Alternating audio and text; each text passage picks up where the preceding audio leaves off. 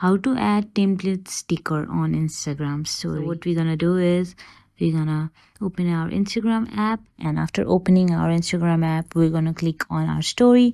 Then we're gonna open our camera, and after opening the camera, we will select a picture, and there we can add any emojis or GIFs or something like that. I am going to search for a chili emoji here, and here you go.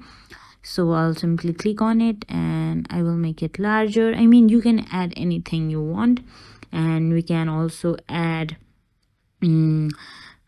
different ask me questions or any other things. And we will again click on the sticker button, and after scrolling a bit we can see add your templates there, and we'll click on add your template, and we can like add anything we want, or we can click on the shuffle button for any recommendation. So here I am choosing for some recommendation that I want to be used, and here as we can see that this is my template. And after editing a little bit, we can add this template to our story. And yeah, this is how we can add template in our Instagram story.